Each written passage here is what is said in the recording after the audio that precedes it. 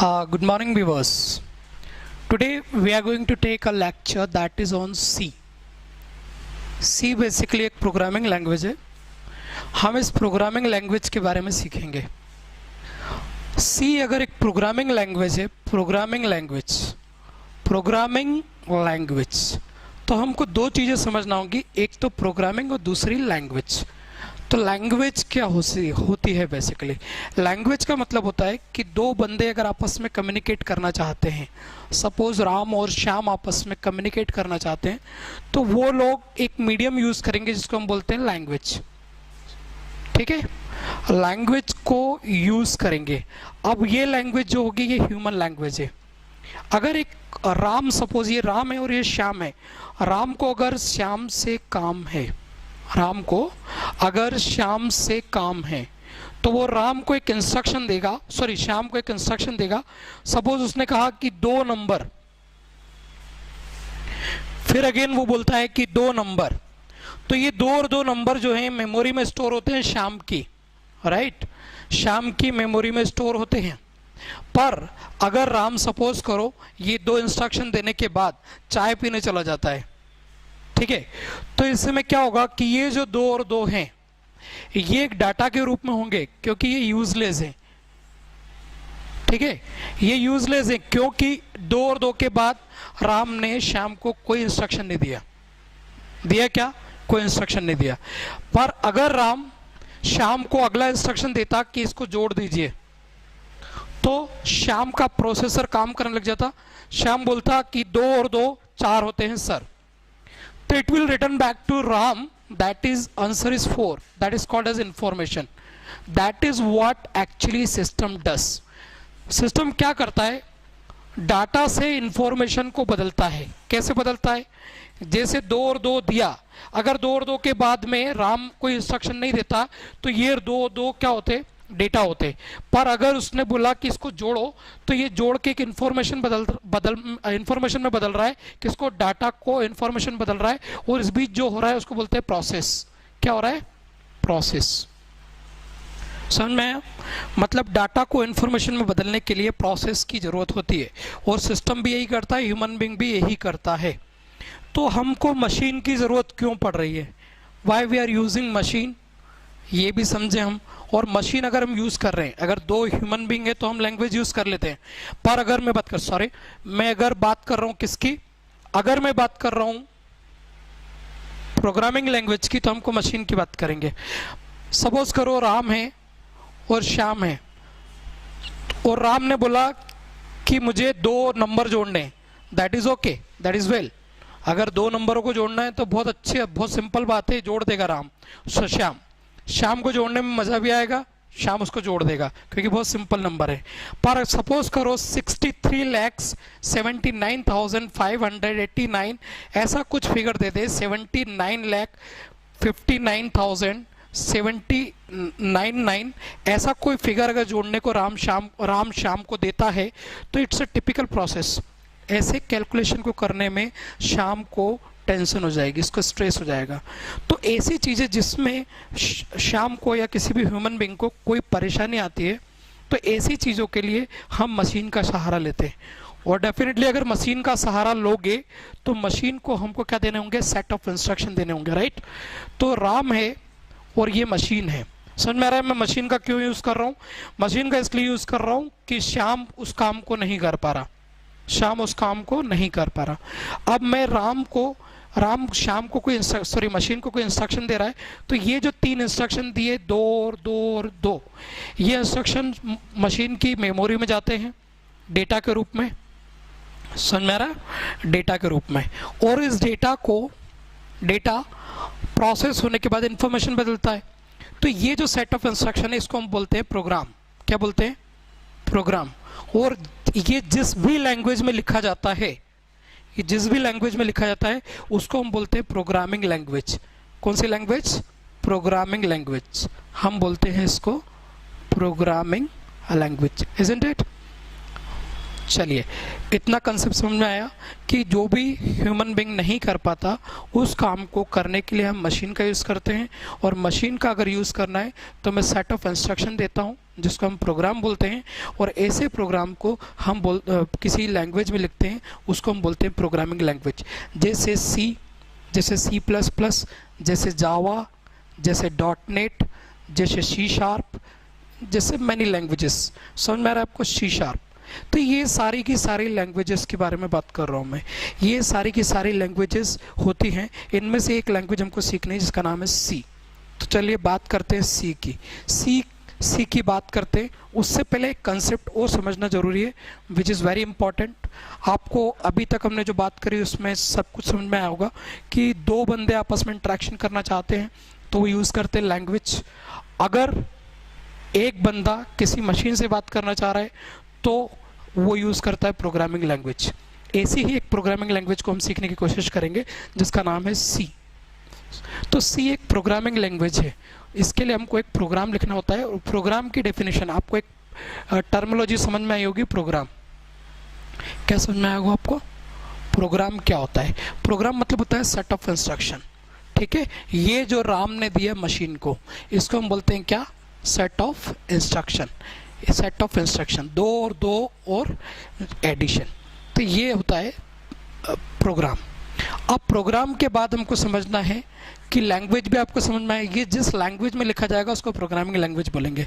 जैसे हमारी सी, तो ये प्रोग्रामिंग लैंग्वेज है। समझ में आया? ये मशीन के लिए लिखा जा रहा है, तो मशीन क्या होगी ये भी समझना जरूरी है। मशीन क्या होगी?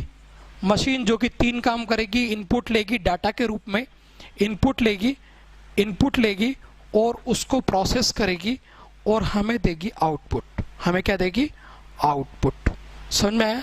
तो दुनिया की हर मशीन 3 काम करती है, इनपुट लेती है, प्रोसेस करती है और आउटपुट देती है। इनपुट जिसको हम डाटा बोलते हैं, क्योंकि अभी तक प्रोसेस नहीं हुआ इसलिए। जब ये प्रोसेस हो जाता है तो इन्फॉर्मेशन में बदल जाता है। कहाँ में बदल जाता है? इन्फॉर्मेशन में। समझ में आया?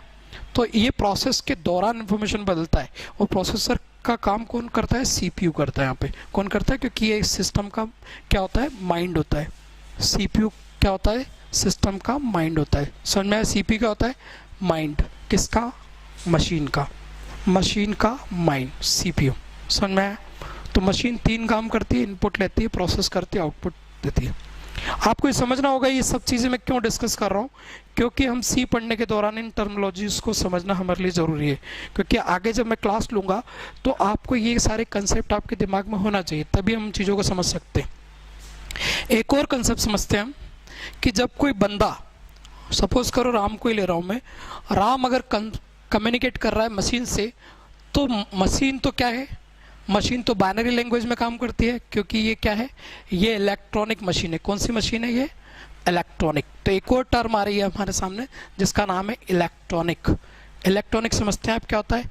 इलेक्ट्रॉनिक का मतलब होता है कि जिसमें छोटे छोटे सर्किट्स होते हैं। छोटे छोटे सर्किट्स मतलब आईसीज होते हैं। आईसीज मतलब इंटीग्रेटेड सर्किट्स, जो सिलिकॉन के बने होते हैं। किसके बने होते हैं? सिलिकॉन धातु के बने होते हैं इंटीग्रेटेड सर्किट, जिसमें छोटे छोटे 0-1 के फॉर्मेट में डेटा स्टोर होता है, बाइनरी फॉर्मेट में।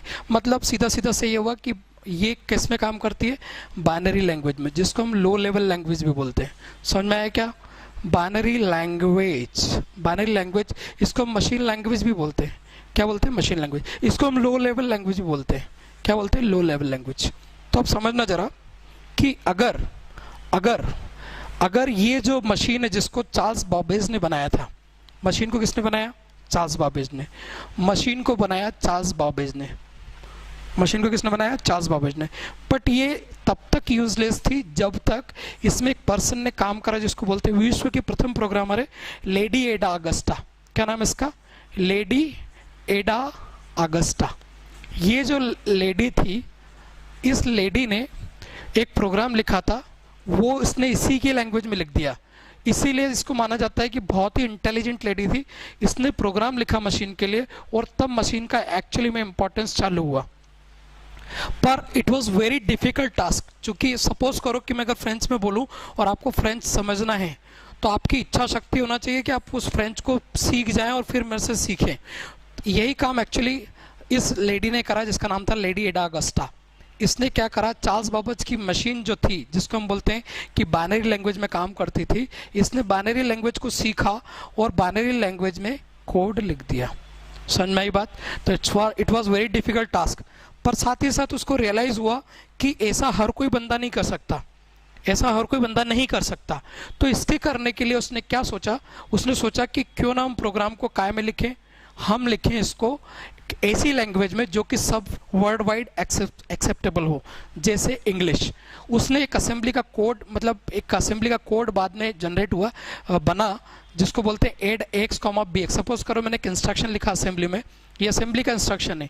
इसमें क्या है, ये जो ऐड है, ये जो ऐड है इसका मतलब होता है कि एक्स और बी एक्स के कंटेंट्स को जोड़ो और उसको काय में रख दो, एक्स में रख दो।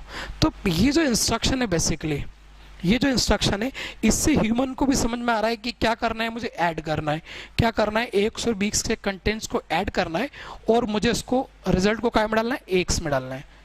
ठीक है, तो ये इंस्ट्रक्शन से क्या हो रहा है, यूजर को भी समझ में आ रहा है, साथ में मशीन को भी समझ में आ रहा है। पर दिक्कत क्या आ रही है कि मशीन डायरेक्टली नहीं समझ रही। अब सपोज करो मैं एक एग्जांपल लेता हूँ, सपोज करो ये रबड़ी देवी है, सपोज करो ये कौन है, रबड़ी देवी। रबड़ी देवी मतलब समझते हैं आप, बिहार के लालू प्रसाद यादव की वाइफ है ये रबड़ी देवी। ठीक है, और ये जो बंदा है, ये जो बंदा है ये कौन है, ये बंदी मान लेते हैं अपन, और इसका नाम है मिशेल ओबामा। कौन है ये, मिशेल ओबामा। अगर ये आपस में कम्युनिकेट करना चाहें तो क्या ये कम्युनिकेट कर पाएंगे, नहीं कर पाएंगे। इनके बीच में झाड़ू चल जाएंगे, इनके बीच में झगड़ा हो जाएगा। क्यों हो जाएगा, रीज़न सिंपल सा है कि ये दोनों आपस में एक दूसरे की लैंग्वेज से परिचित नहीं है, इन दोनों को आपस की लैंग्वेज नहीं आती। तो हमको ऐसे में क्या करना होगा, हमको एक बंदा चाहिए होगा, इंटरप्रेटर। सपोज करो कि मोदी हैं और मोदी कहाँ जाते हैं, तमिलनाडु में, तो उनके लिए एक इंटरप्रेटर चाहिए होता है जो कि क्या करता है, उनकी लैंग्वेज को इसकी लैंग्वेज में कन्वर्ट करता है, मतलब तमिलनाडु की लैंग्वेज में कन्वर्ट करता है। जैसे अभी रबड़ी देवी की बात कर रहा हूँ मैं, तो रबड़ी देवी बिहारी में बोलती है और मिशेल ओबामा इंग्लिश में बोलते हैं। अब रबड़ी देवी की लैंग्वेज को मिशेल ओबामा की लैंग्वेज में कन्वर्ट करना है, ये काम कौन करेगा, इंटरप्रेटर। तो सिस्टम में भी ऐसे होता है कि सिस्टम जो बाइनरी लैंग्वेज लिखते हैं, अब लेडी एडा अगस्टा जैसा हर कोई तो बन नहीं सकता, तो ये लेडी एडा अगस्टा क्या करती है कि एक प्रोग्राम लिखती है, और ये प्रोग्राम, सॉरी, लेडी एडा अगस्टा ने प्रोग्राम लिखा। अब ऐसे प्रोग्राम हर कोई नहीं लिख सकता, इसके लिए उन्होंने इंग्लिश में लिखना चालू करा, जैसे असेंबली लिखी। अब असेंबली ऐसी लैंग्वेज है जो ह्यूमन को तो समझ में आ रही है पर मशीन डायरेक्टली समझ नहीं पा रही, तो उसके लिए एक प्रोग्राम होगा इंटरप्रेटर, जो कि क्या होगा, जो कि असेंबली को बाइनरी लैंग्वेज में कन्वर्ट करेगा। तो ऐसे इंटरप्रेटर को हम बोलते हैं क्या, ऐसे इंटरप्रेटर को हम बोलते हैं क्या, ऐसे इंटरप्रेटर को हम बोलते हैं असेंबलर। क्या बोलते हैं, असेंबलर। ऐसी जब बात करता हूँ सी की, सी आई, तो सी के पहले बहुत सारी लैंग्वेज आई थी, ऐसा नहीं कि डायरेक्ट सी आ गई, सी आई। तो सी के साथ में क्या हुआ कि सी जो थी वो सी का जो प्रोग्राम था, सी का जो प्रोग्राम था, ये सी का प्रोग्राम है सपोज, तो ये एक यूज़र के लिए, मतलब प्रोग्रामर के लिए भी उतना ही ईजी होता है जितना एक मशीन के लिए। समझ में आ रही बात। इसीलिए इस लैंग्वेज को हम बोलते हैं मिडिल लेवल लैंग्वेज। कौन सी लैंग्वेज बोलते हैं, मिडिल लेवल लैंग्वेज। समझ में आ रहा है क्या, ये मिडिल लेवल लैंग्वेज है। क्यों है, क्योंकि ये यूज़र है, ये मशीन है, इन दोनों को एक जैसा समझ में आता है, इसीलिए ये लैंग्वेज क्या होगी, मिडिल लेवल लैंग्वेज होगी। क्लियर। और इस लैंग्वेज के लिए, क्योंकि डायरेक्टली मशीन को समझ में नहीं आएगी, इसके लिए हमको क्या चाहिए होगा, एक ट्रांसलेटर चाहिए होगा जिसको हम बोलते हैं कंपाइलर। ये कंसेप्ट मुझे समझाना जरूरी था क्योंकि ये क्या करता है, आपके प्रोग्राम को मशीन के प्रोग्राम में कन्वर्ट करता है। समझ में आया, ठीक है। अब हम बात करते हैं मिडिल लेवल लैंग्वेज भी समझ में आया आपको, कंपाइलर भी समझ में आया होगा आपको। कंपाइलर क्या करता है, कंपाइलर ट्रांसलेट करता है एक लैंग्वेज को, सोर्स कोड को जो ह्यूमन ने लिखा है उसको मशीन के कोड में कन्वर्ट करता है। क्लियर। तो अब हम बात करते हैं किसकी, कंपाइलर, जो कि क्या, इसको समझना बहुत ज़रूरी था। फिर हम बात करते हैं किसकी, असेंबलर। ये भी आपको समझ में आया, असेंबलर भी समझ में आया होगा आपको। चलिए, ये चीज़ें आपको समझ में आई। फिर आपको समझ में आया कि सीपीयू क्या होता है, सीपीयू समझ लिया आपने। मेमोरी भी आपको समझ में आता है, ठीक है। एक्चुअल में क्या होता है, ये जो मशीन है इसके तीन पार्ट होते हैं। एक तो होता है एएलयू, सॉरी, एक होता है रजिस्टर। रजिस्टर में जैसे ही राम क्या करेगा, एक इंस्ट्रक्शन देगा दो, तो वो दो बाइनरी के फॉर्मेट में यहाँ पे स्टोर होगा। फिर एक और दो देगा तो वो दो भी बाइनरी के फॉर्मेट में यहाँ पे स्टोर होगा। पर ये जो सीयू है, कंट्रोल यूनिट, ये क्या करती है, इसको ले जाके एएलयू के अंदर जोड़ती है। तो कौन करता है ऐसा, कंट्रोल यूनिट क्या करती है कि 2 और 2 को उठाती है, जो कि बाइनरी फॉर्मेट में स्टोर है, इसको उठा के यहाँ पर ALU के अंदर, जो कि अर्थमेटिक लॉजिकल यूनिट है, इसके अंदर जोड़ती है। समझ में आ रहा है क्या आपको? ठीक है। अच्छा, ये चीज़ें इतनी इजी होती हैं कि इसके लिए ज़्यादा टाइम खराब करने की ज़रूरत नहीं है, पर मैं आपको एक प्रेशर के रूप में समझा रहा हूँ कि ये चीज़ें होती हैं ताकि हम सी प्रोग्रामिंग को अच्छे से समझ सकें। ठीक है, अब हम आते हैं किस पे। अगर ये कंसेप्ट आपको समझ में आया तो हम थोड़ा सा आगे बढ़ते हैं। अब हम समझते हैं सी का फर्स्ट प्रोग्राम। ये सब बेसिक चीज़ें थी, थोड़ा सा मैंने फास्ट पढ़ा होगा, शायद आप लोगों को समझ में आ रहा होगा। अगर नहीं आ रहा है तो आप मुझे कमेंट कर सकते हैं और मुझसे पूछ सकते हैं अगर आपको कोई भी प्रॉब्लम आ रही हो तो। वैसे इस चीज़ों में, इन चीज़ों में आपको बेसिक चीज़ें हैं, इसमें आपको कोई प्रॉब्लम नहीं आएगी। पर अब मैं आपके सामने सी का फर्स्ट प्रोग्राम लिख रहा हूँ। सी का फर्स्ट प्रोग्राम, तो सबसे पहले हम यूज़ करते हैं हैश।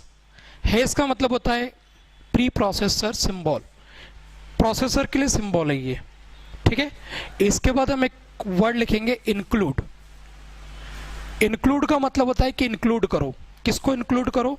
इंक्लूड एक डायरेक्टिव है, ये बताती है, डायरेक्शन देती है प्रोसेसर के लिए कि इसको इंक्लूड करो जो कि लेस देन और ग्रेटर देन के बीच में लिखा हो, जैसे stdio.h।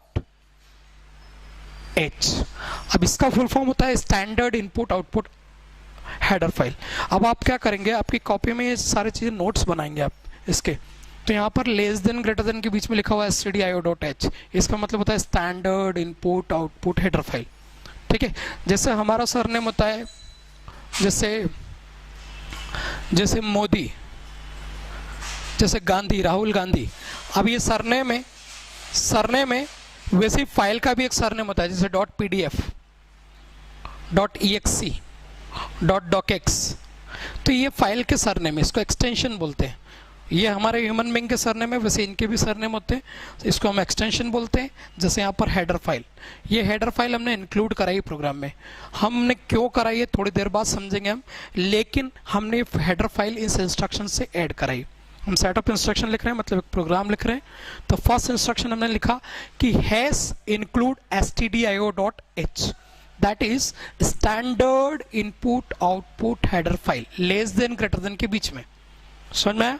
हर लैंग्वेज को लिखने का उसका अपना तरीका होता है। इसी तरीके से हमने एक इंस्ट्रक्शन लिखा है जिसमें हमने क्या बोला है, किसके लिए बोला है, कंपाइलर के लिए। क्या बोला है कि इसको इंक्लूड करो, किसको इंक्लूड करो, stdio.h को इंक्लूड करो प्रोग्राम के अंदर। समझ में आया क्या? क्यों करा, इसको मैं थोड़ी देर 5 मिनट बाद आपको समझाऊंगा। मैंने फिर से एक इंस्ट्रक्शन लिखा, मैंने बोला इंक्लूड, क्या करो, include conio.h, that is console input output header file. मैंने 2 हेडर फाइल इंक्लूड कराई है। फर्स्ट इंक्लूड कराई मैंने standard input output header file, second मैंने इंक्लूड कराई conio.h, that is console input output header file. अब ये क्या करती है थोड़ी देर में हम समझेंगे। इंक्लूड एक डायरेक्टिव है, ये एक हेडर फाइल है। ठीक है, अब मैंने एक मैंने फंक्शन लिखा। फंक्शन के लिए सबसे पहले कीवर्ड यूज कर रहा हूं मैं वाइट, जो इसका रिटर्न टाइप है। इसका क्या मतलब होता है समझते हैं हम। पहले मैंने लिखा मेन, क्या लिखा, मेन, और उसके आगे लगा दिया ब्रैकेट, राइट, और यहाँ पे लगाया मैंने करली ब्रैकेट। तो वाइड मेन का मतलब क्या होता है, वाइड मतलब ये function, this function is not going to return anything to anyone. Void means क्या, वाइड मतलब ये फंक्शन केवल डिस्प्ले करने का काम करेगा, is not responsible to return anything, it is just like a boss of a company. Main क्या है, एक फंक्शन एक बॉस की तरह काम करेगा, जहां से एक्चुअल में एग्जीक्यूशन स्टार्ट होता है। कंपाइलर यहां से एग्जीक्यूशन स्टार्ट करता है। ठीक है, अब ये ब्रैकेट की बात करते हैं हम। ब्रैकेट क्या है, ब्रैकेट बेसिकली एक, हर लैंग्वेज का अपने सिंटैक्स होते हैं, बड़ी की मात्रा, छोटी की मात्रा, हर लैंग्वेज में अपना लिखने का एक तरीका होता है। तो यहाँ पर हमने क्या लगाया, करली ब्रैकेट। इसका मतलब समझे आप, जैसे मैं बात करूँ कि एक सिंहस्थ का मेला लगा हुआ है और यहाँ पर क्या है, गेरुए कलर के कपड़े लोग पहने हुए हैं, तो आप कैसे समझेंगे कि ये लोग साधु हैं। ठीक है, एक पशु मेला लगा हुआ है, सपोज पशु मेला, समझते हैं पशु मेला, पशु मेला लगा हुआ है, आप कैसे समझेंगे कि ये बैल है, ये बकरी है। बेल ऐसे समझेंगे कि यहाँ पे 2 सिंग होंगे उसके, तो समझेंगे आपकी बेल है। मतलब मुझे अगर बहुत भीड़ में किसी को यूनिक आइडेंटिटी देनी है तो मुझे उसको उस यूनिक चीज़ से पहचानना होता है। इसी तरह फंक्शन में भी 2 ब्रैकेट लगे होते हैं, इसका मतलब ये क्या है कि एक फंक्शन है। सॉरी, प्रोग्राम में अगर 2 ब्रैकेट लगे इसका मतलब क्या है, ये फंक्शन है। समझ में आया? कर्ली ब्रैकेट का मतलब ये होता है कि इसके अंदर हम क्या लिखेंगे, कोड लिखेंगे। क्लियर? इसके अंदर हम एक्चुअल में इस फंक्शन की डेफिनेशन व्हाट इट डस, ये क्या करता है, हम इसके बीच में लिखेंगे। क्लियर? चलिए अब मैं यहाँ पे लिख रहा हूँ प्रिंट एफ। क्या लिख रहा हूँ? Print F. ये सब चीज़ें हम प्रैक्टिकली भी समझेंगे, पर अभी हम क्या समझ रहे हैं, प्रिंट एफ। प्रिंट एफ का मतलब होता है कि प्रिंट कीजिए, और एफ का मतलब होता है फंक्शन। ये प्रिंट करने वाला फंक्शन है, और ये एक इनबिल्ट फंक्शन है जो कि क्या करेगा, स्क्रीन पे प्रिंट करेगा। जैसे मैंने बोला वेलकम, क्या लिखा मैंने, वेलकम टू सी, राइट। और ये मैंने लगाया आपके सामने सेमीकोलन। सेमीकोलन का मतलब होता है कि स्टेटमेंट क्या हो चुका है, खत्म हो चुका है, इसका टर्मिनेशन हो चुका है। ये टर्मिनेशन ऑपरेटर, एक सेपरेटर भी बोलते हैं इसको। ये क्या करता है कि स्टेटमेंट को कंप्लीट करता है। अभी एक इंस्ट्रक्शन है ये, और इस इंस्ट्रक्शन को क्या कर दिया इसने, खत्म कर दिया। ठीक है, कंपाइलर को इससे क्या समझ में आएगा कि इंस्ट्रक्शन खत्म हो चुका, राइट और रॉन्ग, राइट। ओके, यहाँ पे हम देखते हैं CLR ACR। इसका मतलब होता है कि ये स्क्रीन क्लियर हो गया। स्क्रीन क्या हो गया, क्लियर हो गया। CLR ACR बेसिकली एक इनबिल्ट फंक्शन है, प्रिंटएफ भी एक इनबिल्ट फंक्शन है। हम पूरा का पूरा एक टॉपिक पढ़ेंगे जिसके अंदर हम सारी चीज़ों को और अच्छे से समझेंगे। फंक्शन एक पूरा सेपरेट टॉपिक होगा। अब हम बात कर रहे हैं गेट CH। गेट CH का मतलब होता है कि क्या हो चुका है, ये स्क्रीन हम रोक रहे हैं। हम स्क्रीन को क्या कर रहे हैं, रोक रहे हैं। क्योंकि अगर मैं ये प्रिंट कराऊंगा वेलकम टू सी, तो क्या होगा, स्क्रीन रुकेगा नहीं, और रुकेगा नहीं। उस स्क्रीन को रोकने के लिए हम क्या यूज़ करते हैं, गेट CH। और ये जो CLR ACR है, इसका मतलब होता है कि हम स्क्रीन को क्या कर रहे हैं, क्लियर कर रहे हैं। समझ में आया? ये कर्ली ब्रैकेट्स इसकी डेफिनेशन है।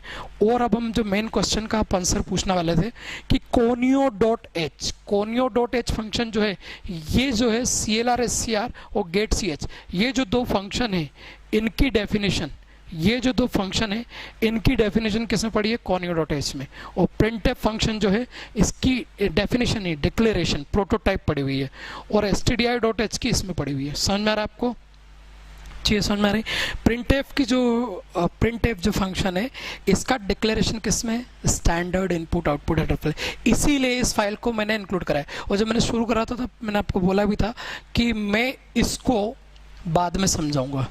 मतलब stdio.h के अंदर क्यों इंक्लूड कराई इस हेडर फाइल को, क्योंकि हम आगे जाके printf फंक्शन लिखने वाले थे, और इस printf फंक्शन की जो प्रोटोटाइप है वो standard input output header file में, इसीलिए इस हेडर फाइल को मैंने शुरुआत में इंक्लूड करा लिया। That is not written for compiler but still, ठीक है, हमने उसको यूज़ किया, राइट। CLR ACR का मतलब क्या होता है, स्क्रीन को क्लियर करना। हम बहुत बड़े बड़े नाम तो यूज़ नहीं कर सकते, क्लियर करो स्क्रीन को ऐसा नहीं लिख सकते हम, क्योंकि हम वो छोटे छोटे नाम यूज़ करना होते हैं, क्योंकि हम प्रोग्राम इससे नहीं भर सकते। तो CLR ACR का मतलब होता है स्क्रीन को क्लियर करना। अब ये स्क्रीन को क्लियर करेगा, ये वाला फंक्शन जो है लिखा हुआ कोड पहले से रखा हुआ है कंपाइलर के पास, वो क्या करेगा, उसको रेफर करेगा, वो स्क्रीन को क्या करेगा, क्लियर कर देगा। और इसकी जो डिक्लेरेशन है वो कायम है, इसका डिक्लेरेशन लिखा हुआ है conio.h के अंदर, प्रोटोटाइप जिसको बोलते हैं, वो गेट CH। ये CLR ACR और गेट CH, इन दोनों के डिक्लेरेशन किस में लिखे हुए हैं, conio.h। ठीक है, तो this is how we can write our first program, that is called as C का प्रोग्राम। ये सी का प्रोग्राम है, सबसे पहला सी का प्रोग्राम, C is first program. C का हमने पहला प्रोग्राम समझा। आज हमने दो चीज़ें सीखी। हमने पहले तो सी का प्रोग्राम सीखा कि सी का पहला प्रोग्राम कैसे बनता है। हम इसको चला के देखेंगे, बाकायदा इसको मशीन पे एक एक चीज़ को एग्जीक्यूट करके देखेंगे। तो सी का प्रोग्राम इस तरह से बनता है। सेकंड चीज़ हमने बात करी टर्मिनोलॉजी की, कुछ चीज़ें हमने समझी जो कि इसके बेसिक हैं, हमने समझे। मैं बहुत ज़्यादा थ्योरेटिकल पार्ट में नहीं गया हूँ। जैसे सी को 1972 में बनाया है डेनिस रिची ने, ठीक है। 1978 में बनाया है किसने, किसको, C++ को। तो C++ को 1978 में किसने बनाया, बेजार ने, स्ट्रोस्टप ने बनाया। और डेनिस रिची ने 1972 में C को बनाया, ठीक है, जिसको हमने आज स्टार्ट करा है पढ़ना। इसकी हमने बेसिक टर्मिनोलॉजी भी पढ़ी है, ठीक है, हमने इसकी बेसिक टर्मिनोलॉजी पढ़ी है, साथ में एक C का प्रोग्राम पढ़ा है, ठीक है। तो आई थिंक आपको समझ में आया होगा यहाँ पर हमने हैश यूज़ करा है। हैश मतलब प्री प्रोसेसर सिंबल, इंक्लूड मतलब डायरेक्टिव, इसके थ्रू हमने stdi.h को इंक्लूड कराया लेस देन ग्रेटर देन में। सिंटैक्स से लिखने का तरीका है हैश इंक्लूड conio.h, इसके थ्रू हमने एक हेडर फाइल इंक्लूड कराई, console input output header file. आप थोड़ा सा ध्यान रखेंगे, जब भी मैं पढ़ाऊँगा तो आप इसके एक नोट्स बनाएंगे ताकि आपको एक एक चीज़ का मीनिंग क्लियर हो। ये हैश क्या होता है कॉलेजेस में आपसे बायबा में भी पूछा जाता है, या आप फर्स्ट करो किसी इंटरव्यू को देने जा रहे हैं तो वहाँ पर भी आपसे पूछा जाता है कि हैश क्या है। तो हैश प्री प्रोसेसर सिंबल है, इंक्लूड क्या एक डायरेक्टिव है, और conio.h क्या है, ये हेडर फाइल है। .h लगा मतलब हेडर फाइल, जैसे शर्मा वर्मा होते हैं उसी तरीके से फाइलों के भी एक्सटेंशन होते हैं। इस प्रोग्राम को हम सेव करेंगे .c में, ठीक है। वाइड मतलब कि फंक्शन कोई भी वैल्यू रिटर्न नहीं करने वाला। आप अपने कमेंट बॉक्स में मुझे इसके आप जो भी क्वेश्चन आपके दिमाग में उठ रहे हैं आप मुझे उस क्वेश्चंस को रेज कर सकते हैं ताकि मैं आपके जवाब दे पाऊँ, राइट। ये मेन है, मेन मतलब कि जो सबसे पहला फंक्शन होता है जहाँ से कंपाइलर एक्चुअली एग्जीक्यूशन करता है। कंपाइलर करता क्या एक्चुअली इस फंक्शन के अंदर आता है, सबसे पहले first statement at the first जो भी आपका इंस्ट्रक्शन लिखा होगा उसको एग्जीक्यूट करेगा और आखिरी तक जाएगा। तो ये प्रिंटफ फंक्शन को रोकने के लिए, अब सपोज हमने कोई स्क्रीन पे मैसेज लिखवाया तो डबल कोट्स में लिखा है, तो ये क्या है, एक ये पूरा का पूरा क्या है, एक स्ट्रिंग है। जैसे सपोज करो आकाश, आकाश एक पूरा का पूरा क्या है, स्ट्रिंग है, क्योंकि एक लेटर से जितना भी ज़्यादा होता है उसको हम प्रोग्रामिंग लैंग्वेज में डबल कोट्स के अंदर लिखते हैं और उसको स्ट्रिंग मानते हैं। समझ में आया क्या। आकाश अगर एक लेटर होगा तो हम इसको सिंगल कोड में लिखेंगे, अगर पूरा का पूरा होगा तो उसको हम किस में लिखेंगे, जैसे भारत माता की जय, तो ये पूरा का पूरा क्या है, स्ट्रिंग है जिसको हम डबल कोट्स में लिखते हैं। समझ में आया, एक लेटर को हम लिखते हैं सिंगल कोड में। तो यहाँ पे प्रिंटफ एक ऐसा फंक्शन है जिसमें हम स्ट्रिंग को प्रिंट कराते हैं। डबल कोट्स में जो भी लिखा होगा वो कंसोल पे प्रिंट हो जाएगा, स्क्रीन पे। ये दो फंक्शन कंसोल से रिलेटेड है, गेट ch, क्योंकि कंसोल को रोकता है ये और ये कंसोल को क्लियर करता है, जबकि प्रिंटफ क्या करता है, आपका आउटपुट प्रिंट करता है। तो ये output standard output input output से रिलेटेड है, ठीक है। तो आई होप कि आपको बहुत अच्छा समझ में आया होगा, पर अगर नहीं आया हो तो आप मुझे कमेंट कर सकते हैं, कमेंट बॉक्स में कमेंट कर सकते हैं। और अच्छा लगे तो आप हमारे चैनल को सब्सक्राइब कर सकते हैं, like us and subscribe. Thank you.